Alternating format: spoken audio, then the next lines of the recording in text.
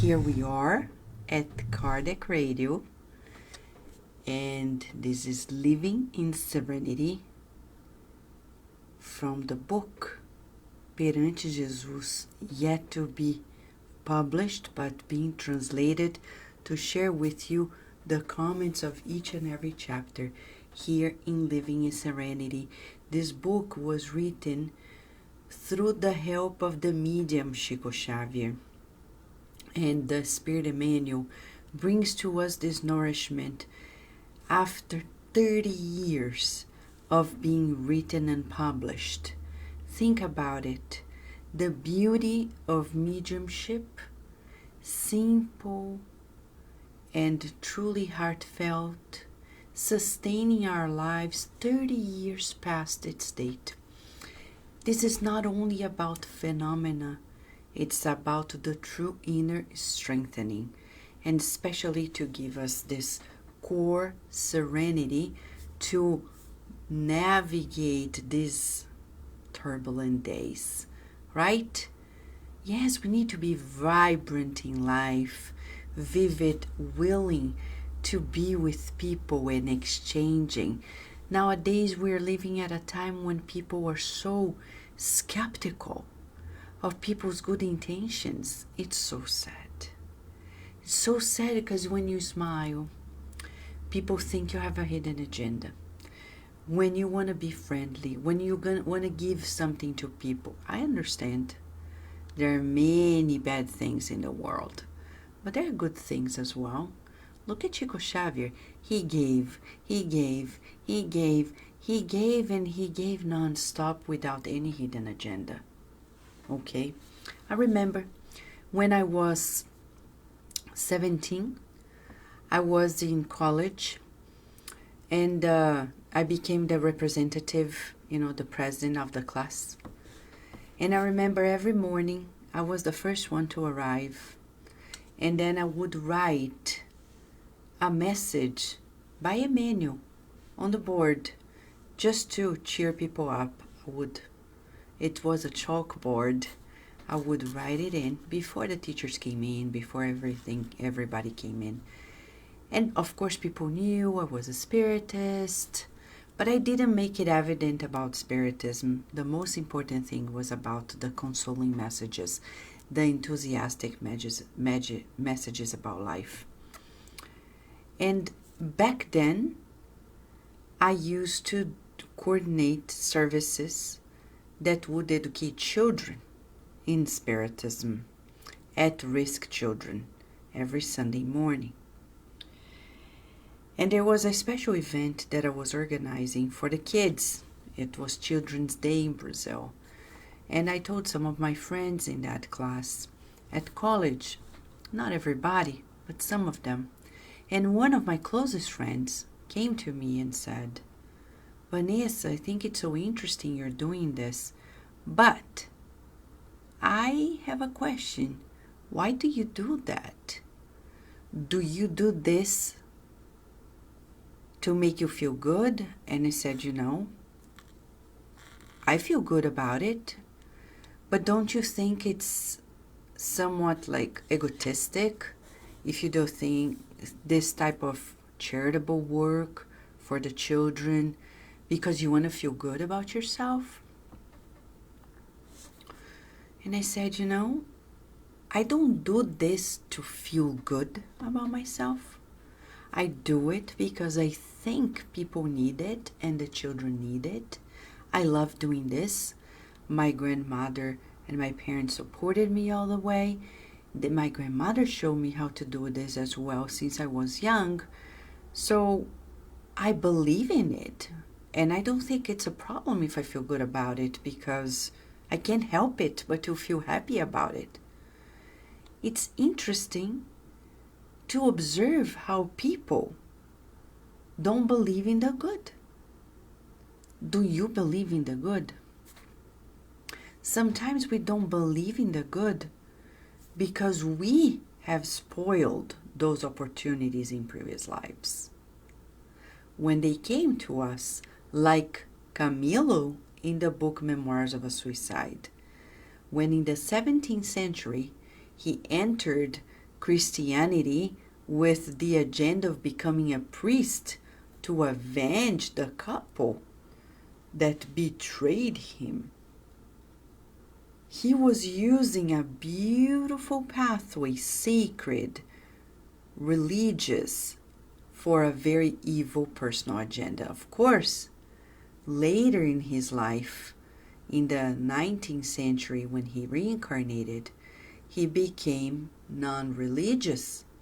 Of course, because he felt deep and unconsciously that if he gravitated towards religiosity, he would end up using it again for his own personal agenda. So you see where our hesitation comes, where our mistrust or distrust comes. It comes from inside of us. So we're at a time in which we need to rescue it.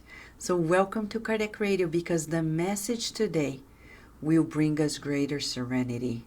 We will probably get out of this conflict when we need to do the good and we're conflicted about what if I mess up, which is so common. Like Camilo in Memoirs of a Suicide, and all of us, when I talk to several people, it's a common feeling.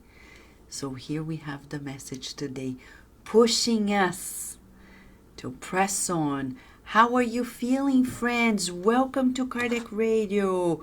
I see wonderful friends here joining us in this beautiful hour of togetherness.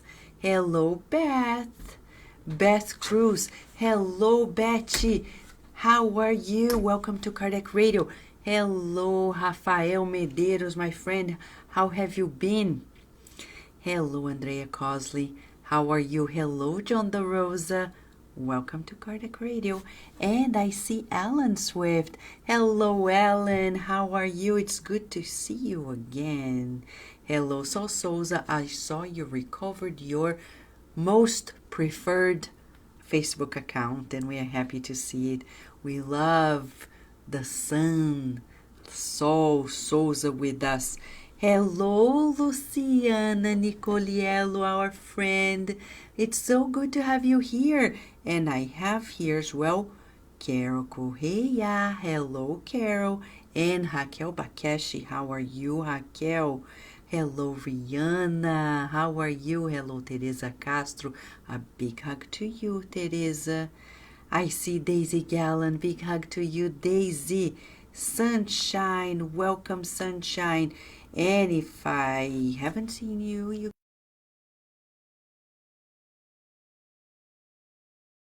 Graça Pimentel Furnaneto here. Welcome to Kardec Radio. So, this is a big virtual intercontinental classroom that is nourishing our souls every day. This is Living in Serenity. We're using one of the books by the renowned Emmanuel through Chico Xavier to bring us knowledge that will fortify us. Are you ready? Yes? Let's go, because he's going to tell us something about togetherness. We're going to use a word that is very close to what he meant, okay? Let us fraternize. And when you talk about fraternization, we're talking about being friendly, creating bonds of togetherness, okay? It's not only about simple connections, but strong bonds. And that's what he means here. You want to see what it is? I'll start reading the chapter to you, but very likely we won't read it all. We'll read, stop, comment, and go on and on and on, because it's a lot of food for the soul. He begins by saying, gather together in the service of truth and good with the Christ. Let us not forget that if we are before men who need Spiritism, before humanity who needs Spiritism, we collaborate with Spiritism that does not prescind humanity. Right, Chris Anastasia? Welcome to Kardec Radio.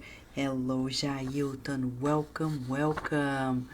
So, the first take that he gives to us is this. We're in search of the truth. Are we? I think we are. And of the good. And when he talks about the Christ consciousness, it doesn't pertain to Christianity alone, because we see in Spiritism the Christ consciousness is broader, it's universal. So the truth that is spread out in all religious and philosophical traditions pertains to this Christ consciousness. When we read the book On the Way to the Light by Emmanuel through Chico Xavier, we get to know that all the masters of all times, they belong to the team of the Christ. Yes, so this is universal truth. And when you go to the Gospel according to Spiritism, in its very introduction, which is long, in the very introduction, he talks about, in item 2, the universal test of the Spirit's teaching, saying that the Spirit's teachings is spread out in the world. It has always been since ancient times. The universality of its teachings. So it doesn't belong to one particular, more modern sect, okay?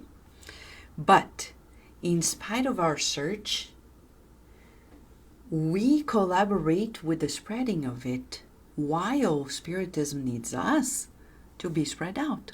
So it already gives us something to do. Bullet point. It's like work, saying we can't escape.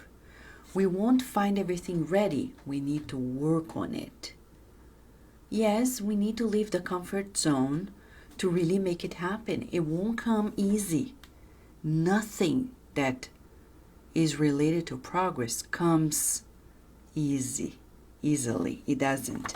Indeed, he says, it is essential to bring the journey of elevation. Elevation meaning progress, meaning more spiritual muscle. To turn on the first light and keep the blessing from the beginning. However, there is an urgent need to avoid delay in stations of incomplete work. You know why we love Emmanuel as well? He is very practical and very straightforward. He is helping us understand a message from the get-go. You know why sometimes we lose serenity or we don't achieve it? We are fluctuating in our serenity because we start something good and we don't complete. We don't finish it. We begin the search, but we don't make efforts to go to the end. When we talk about the search for the good, we're talking about working for it. And that work is labor intensive.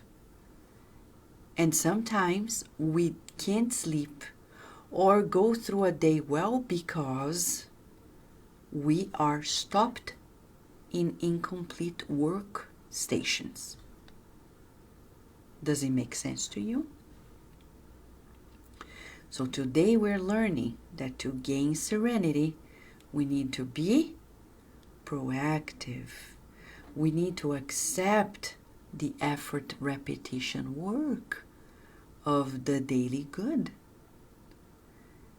I can't simply expect that the world is going to embrace us and to embrace all of it like that osmotically. And I say osmotically in the sense of like easily, naturally. No, it will require, just like agriculture, you have to prepare the soil to start sowing, and then you have to cultivate in order to harvest. If you talk to any person who work in farms, they're never going to tell you that working with nature is easy. They're going to say it's fantastic, but it's labor intensive. The inner work is no different. It takes work, it takes effort, it takes selection. And we need a good coach to tell us, come on, go back to the field, keep it up, go back again. No, don't rest. Not now, right now. Now you rest. Now you go back. Jesus is the coach of all coaches. And all the masters he sent are here to help us, to push us to more. There's always more. We are living in an expanding universe. We need to expand our abilities to gain serenity.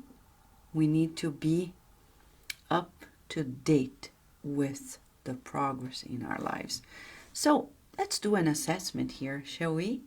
How are you doing regarding accepting the fact that you progress always? Meaning that you're always being invited to expand abilities, knowledge, experiences. Are you like easy on it, or are you like resistant? Majority of people, when they are young, they're easy. You invite them to the new knowledge, they come. When we become adults, we start pushing ourselves away, and that's the risk. We stay in the comfort zone. So a good thing to keep in mind is the beauty of uncertainty. And I'll share something with you. I remember as a neuroscientist, when I was working at a particular university, they invited me to give a particular course. A course that would be related to blood pressure and neuroscience. So the director of a specific program invited me to join him in the program and start teaching about blood pressure and neuroscience, etc. At first, it wasn't my immediate expertise. I had to do more research to understand a little bit more about the details. But deep inside, I always recalled Mentor Joseph saying, you reincarnated to expand knowledge and experiences. Go for it.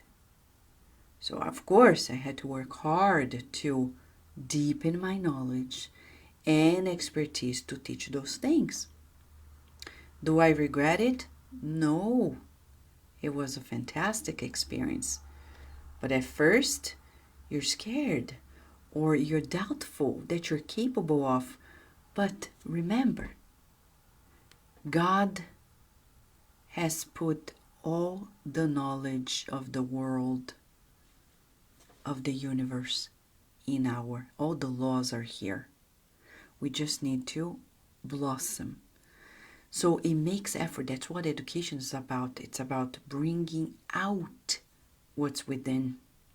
We already have it within ourselves. So it's always worthwhile doing it.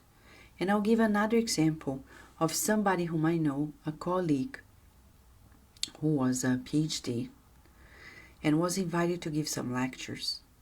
And he was like, I don't feel confident because of my accent in English. I don't feel confident because that's not my cup of tea, teaching. So he started refusing all the invitations to teach, to be an instructor.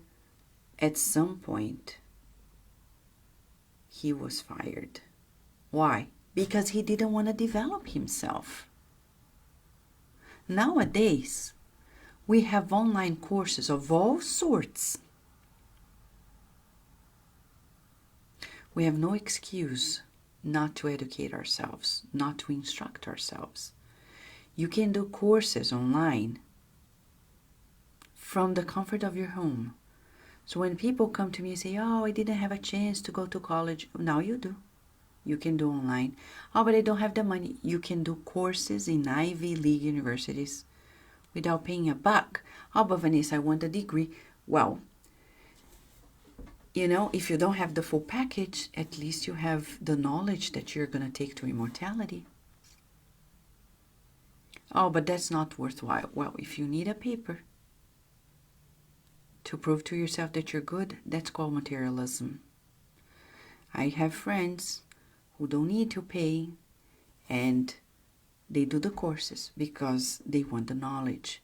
So for us here today, we're being asked about how far we want to go to really stay aligned.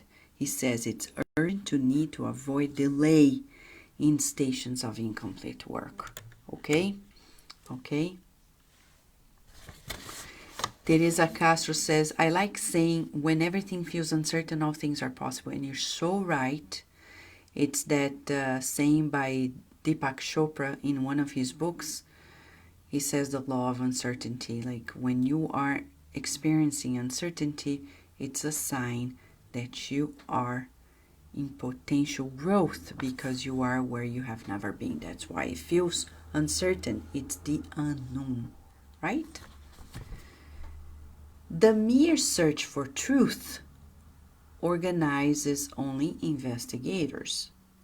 The exclusive search for benefits perpetuates the hunt for the least effort.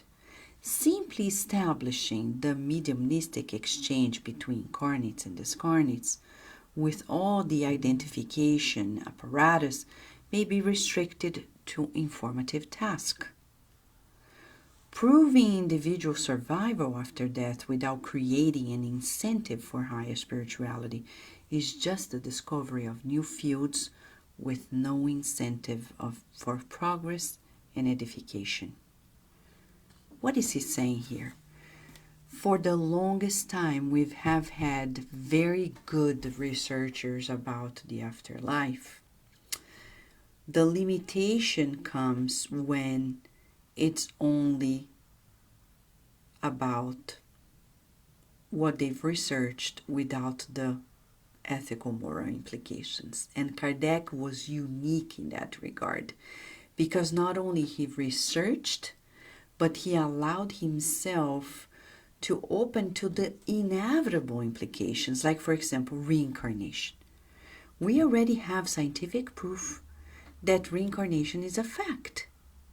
But when you ask the researchers of the field the implications of it all, they don't want to talk about it.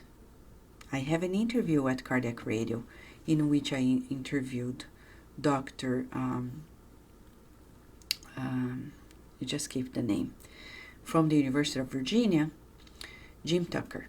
Phenomenal investigator. But when I asked him about what are the implications, he said, we don't go there. And I understand, but it's inevitable. Or psychiatry and psychology are going to continuing to fall short in giving to us the true medication that we need, which is not so much in the pills, but in the change of our mindset, giving a new meaning to ourselves and life according to the continuity of life. And that's what Emmanuel is saying to us. He's saying, just proving that life goes on doesn't do the good if it doesn't give us the push to open ourselves to the better of us, to the best of us. And he says to encourage comfort without appeals to responsibility is to crystallize inferior personalism and anesthetize the forces of access to divine conscience. And that's huge. And here, without saying names, I'm going to make a comment about what people are doing nowadays, exactly towards this, to encourage comfort without responsibility. It's when I see people doing cruises to talk about spirituality. But it's like you have 6 meals a day and all the comfort. We're talking about spirituality. And where is the responsibility? How can you talk about spirituality in that type of comfort while there are people who are suffering? In this world, it's just alienated. We're not in the context. That's why Spiritism comes and says, we cannot do this. We can't. We can't isolate ourselves to meditate all about this in super luxury and then come back and say, oh, God is so good, and I am swimming in my swimming pool, and I am there relaxing in a banquet filled with food, knowing that there are millions and zillions of people in need of the minimum.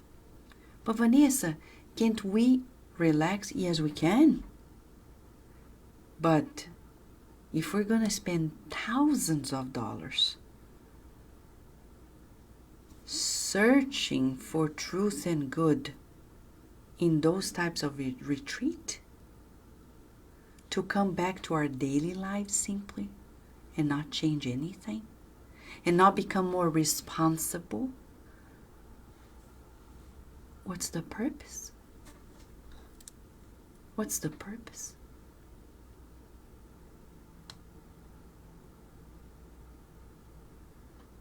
See? What's the purpose? I know it's hard, but that's Emmanuel. It's not me. He's saying it, not me. He's not saying, oh, let's just think about the angels. He's saying, no. To encourage comfort without responsibility is to crystallize ourselves in inferior personalism and to anesthetize the forces of access to divine conscience. Distributing consoling messages for the simple enthusiasm of the belief, far from the pathway we offer to others, will be able to attend. I missed here part of it. He's saying, if we just distribute consoling messages just for the enthusiasm of belief, but we actually do not engage into reaching out to others, it's going to be fruitless. So again, we need also to comply with it. To pray without the sincere purpose of transforming for the good is to intend to manufacture a providential instrument hammering on a water anvil. To request guidelines from the higher plane, hoping that the divine designs will adapt to our whims, is madness of the heart. To disorderly indoctrinate others is to cheapen celestial inspiration. To demand the transformation of others with the soul collected in a soft armchair of the illusions that characterize the physical life is spiritual oppression, tyranny, he says. Okay, stop, because Emmanuel is helping us with what we call coherence. He's saying we're going to achieve serenity, inner alignment, when we work on our coherence.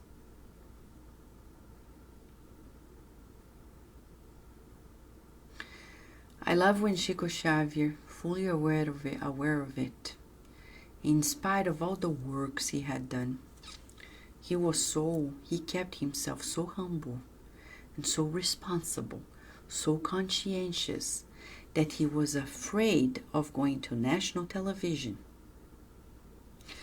and creating the wrong image of Spiritism. And that was Chico Xavier. It's really, really impressive. That's the sense of responsibility that Emmanuel is telling us. But it's not a sense of responsibility that is going to paralyze us, because some people say, who am I to do this? Who am I to do that? And they don't do anything. No, that's not valid. We need to be humble and courageous at the same time to do what we gotta do, and yet keep ourselves grounded enough to know that we cannot create our own personal venue of it all. You see, if we talk about telling people to transform themselves and live the easy life, without pushing hard on us. It's called spiritual tyranny. Tyranny means cruelty, oppression, unreasonable oppression. Well, if any oppression is reasonable, but it's about oppression.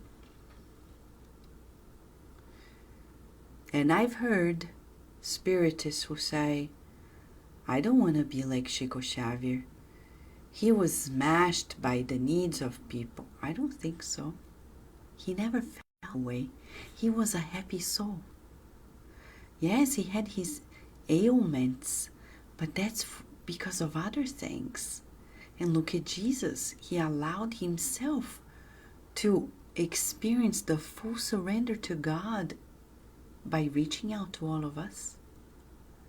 It's impossible to do this movement of reaching out without giving of ourselves, without going back home and feeling tired physically, but deeply fulfilled, right? In short, to research the light and the truth, cooperating the works of the good and the enlightenment are blessed services that Spiritism provides us. However, the improvement of ourselves is the fundamental service that we can provide in order to serve Spiritism before the confused humanity in the present times of suffering and uncertainty, despair, and incomprehension. This was written in 1989 to 1990, and it's so current because nowadays humanity is still confused, still very much feeling the sufferings, the afflictions, the uncertainties, and the despair and the incomprehension. So we need to partake by helping out.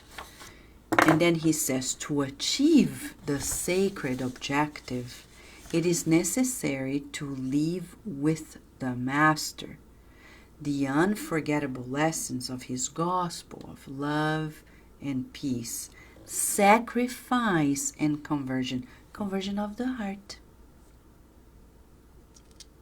We need to leave the comfort room of our lives without hesitation. We need to surrender. People may look at you and not figure out, who are you? You're so intriguing, yet you're so awkward. You're so beautiful, but so weird. And people are like, I don't know. Of course, what Spiritism is bringing about is so different from everything else because it compiles everything. It brings everything in. And yet it proposes a new way of being. Very different. Very different. And you see how Emmanuel writes? He doesn't write to sugarcoat. Oh, we're so sweet and kind. No. He's like, friends, I've been there, done that, and I tell you, come on, let's come. Like good parents. They will love their children, but daily, they're going to be good coaches. Let's go. Let's pray and take a shower and eat at the right time and homework and school and this and that and the other. Now, free play, but not for the longest time.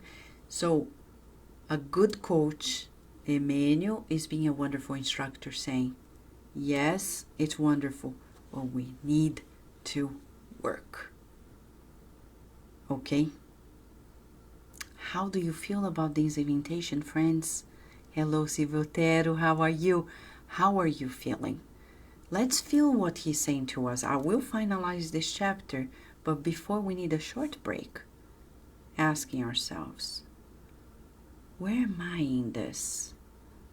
Am I living with the Master the unforgettable lessons of love, peace, sacrifice, and the shift of the heart? Or am I just giving excuses? Yes, I will forgive, but not that person. Yes, I will love, but not that person. or those people, or that race, or though the country, or no, I cannot love that politician, Vanessa. No, we can, and we should. Don't be, we are in a year of elections in the US, and many people become so enthusiastic and consumed. Don't be consumed. Be enthusiastic, but not consumed. And remember, we have no enemies. We have no enemies. We pray for everybody, but we know that we're just soldiers of God, and we are here to help humanity, and we who are going to select them to be the representatives, we need to support them, even though they may not have the same philosophy that we do. But we can't go to sleep hating. No. We can't go to sleep in, how do you say this?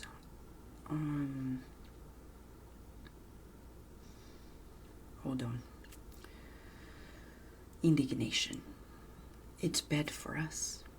In the book Action and Reaction, in the first chapters, André Luiz through Chico Xavier shows to us a case of severe obsession.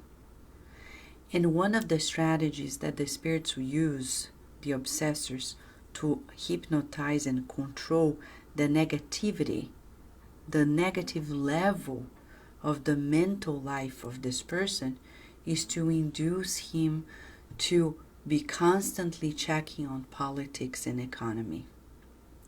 So we have to be very careful, because when we do this, it keeps us low in our vibration. Okay? That's just a side note. Ready to come back? Now he's going to talk about Spiritism and the Christ as a continuity of these beautiful revelations of love. Allan Kardec is the sublime missionary who reveals and prepares. Jesus is the supreme master who renews and enlightens. With the apostle, we have the doors open. With the Lord, we receive the ministry of achievement. From the devoted cooperator, we acquire knowledge according to the time. From the sovereign Christ, we receive the imperishable light for eternity. Let us love one another. Let us learn and help each other. Let us get together to enrich life. Let us fraternize to enrich life. Divine revelation without human renewal is light without space. As human spiritism without divine spirituality is space without light. Let us mold ourselves to Christ, feeling the lessons and living them, convinced that there will be no better world without better human beings. You see, when we talk about communicating with the spirits, inevitably we're talking about the taming of our emotions, the constant watching of thoughts and feelings. Without repression, it's our inner education. I'll give an example here. Oftentimes we're going to expand our magnetic and potential to reach out to others. And that means that our co-creative powers will be expanding and expanding. And that's the same force as we use for sex. That's why many people are going to see that people, when they enter deep spirituality, they'll be tempted to lots of dealing with sexual energies. Like healing mediums, they have to deal with a lot because it comes from the same source. So what do? Repress? No, you manage it. Work with it. I observe, oh, this is triggering this in me. Okay, what do? Compassion. Saying, oh, I understand you. I understand that this is going on. I understand your needs, telling yourself. But let us ask for God's help to tame it, to manage this immense possibility of exchanging energies so we can channel to the good things. It's what we call sublimation. But we do it with kindness, with gentleness, without violence, because we've been violent with ourselves and others for so many lives. So in this life, we're learning to be coherent. The message here today tells us quite clearly that if we have divine revelation without human renewal, it doesn't work. If you have spiritism without divine spirituality, it doesn't work. So we need both. We need this togetherness. Right? Is this beautiful? Does this bring you more serenity? It gets us out of the conflicts and encourages us to really press on the acquisitions of experiences and telling us it's okay if we are feeling uncomfortable, sacrificing, because it's really part of this work. Doing these works without really going out of our comfort is not going to make us really, really, really serene. Right? What's the proposal for the next 24 hours? What's the proposal, you may be asking? And I will say, there is a sentence here that inspires us to that. He says,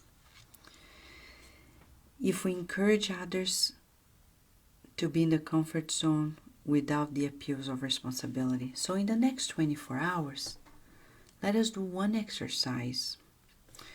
Observe what we know and see how we are taking action to multiply it, because that's the responsibility. We start sowing and cultivating and harvesting for the benefit of all. So like you go places and you don't think about yourself anymore, but you think about how you can multiply this to benefit everybody, including the discarnates, because they are still majority on earth. You know that, right? We still have 14 billion discarnate spirits that are communing with us, that are living with us, interacting with us on earth. So if we have 7 billion incarnated, 14 discarnated, of these 14, a third of them are superior spirits. The other 2/3 are still just like us on earth. So now you can imagine how we need to really be cooperative, as Emmanuel is saying, by multiplying what we know and becoming more responsible in terms of reaching out to both worlds. Is this too much? Hopefully not, right? I love when Sunshine is reminding us it's the horse that is coming and we are riding it. To the good, to the good, to the good, to the good, to the good, to the good, always, right? John the Rose is saying, visualize and mold images of doing good works until our discarnation. Beautiful synchronicity here in our beautiful virtual classroom. Right now, we end this visualizing the serene moment when we're doing the good and spreading it out, right? Thank you, God. What a divine moment to be here together. And I wish you a beautiful day, a day of lots of fulfilling opportunities when you can multiply the good wherever you are, in good thoughts, good feelings, good works, good words, and good actions. Thank you, friends. God willing, we'll be back tomorrow with another moment of living in serenity here at Kardec Radio, always nourishing our souls. A big hug to you. Until tomorrow, God willing.